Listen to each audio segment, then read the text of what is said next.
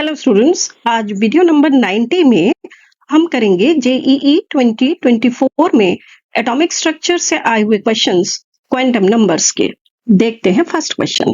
The number of electrons present in all the completely filled subshells having n equal to 4 and s equal to +1/2 is where n equal to principal quantum number and s equal to spin quantum number।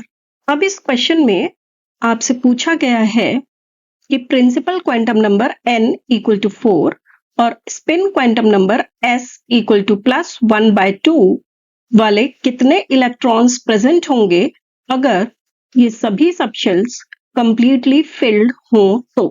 अब जब हमें principal quantum number पता हो यानी shell की value पता हो तो सबशेल हम डिनोट करते हैं एजिमुथल क्वांटम नंबर से L से, और L की वैल्यूज हो जाती हैं 0, 1, 2 अप टू n-1। इस क्वेश्चन में n की वैल्यू 4 है तो सबशेल्स L की वैल्यूज हो जाएंगी 0, 1, 2 एंड 3। अब L की वैल्यू अगर 0 हो तो सबशेल होगा S, L की वैल्यू 1 के लिए सबशेल होगा P, L की वैल्यू 2 के लिए सबशेल होगा D और L की वैल्यू 3 के लिए सबशेल होगा F। तो इसका मतलब यहाँ S, P, D और F सभी सबशेल्स होंगे। किसी सबशेल में कितने ऑर्बिटल्स होंगे ये पता लगता है मैग्नेटिक क्वांटम नंबर से, और मैग्नेटिक क्वांटम नंबर की वैल्यूज होती हैं 2l + 1। फोर्थ शेल में जो सबशेल्स होंगे वो देख लेते हैं 4s, 4p, 4d and 4f। s के लिए l की वैल्यू 0, इसलिए 2l + 1 हो जाएगा 1। 4s में होगा एक ऑर्बिटल। p के लिए एजिमुथल क्वांटम नंबर l की वैल्यू 1, तो 2l + 1 = 3 होगा, तो 4p में हो जाएंगे 3 ऑर्बिटल्स।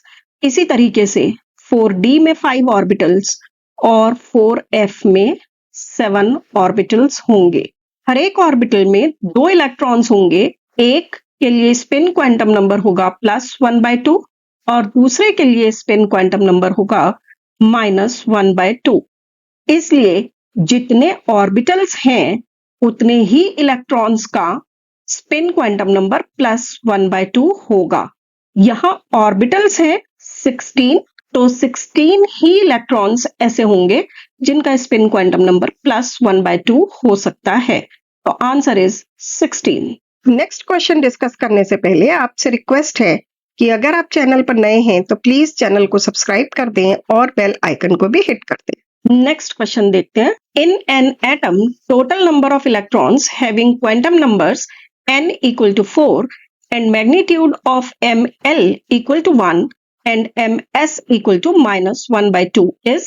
अब इस क्वेश्चन में आपसे कहा गया है कि एक एटम में कितने इलेक्ट्रॉन्स ऐसे हो सकते हैं जिनका प्रिंसिपल क्वांटम नंबर n = 4 हो और मैग्नेटिक क्वांटम नंबर ml का मैग्नीट्यूड = 1 हो और स्पिन क्वांटम नंबर ms की वैल्यू -1/2 हो। अगेन प्रिंसिपल क्वांटम नंबर 4 है और पिछले क्वेश्चन में भी हमने देखा कि एजिमुथल क्वांटम नंबर्स की वैल्यू हो सकती हैं 0, 1, 2 से लेकर n-1 तक। प्रिंसिपल क्वांटम नंबर 4 के लिए एजिमुथल क्वांटम नंबर्स हो जाएंगे 0, 1, 2 एंड 3, और 0, 1, 2 और 3 L वैल्यूज के लिए जो सबशेल्स होंगे वो आप इस टेबल में देख सकते हैं। तो प्रिंसिपल क्वांटम नंबर 4 के साथ S, P, D और F सभी सबशेल्स होंगे 4s, 4p, 4d और 4f।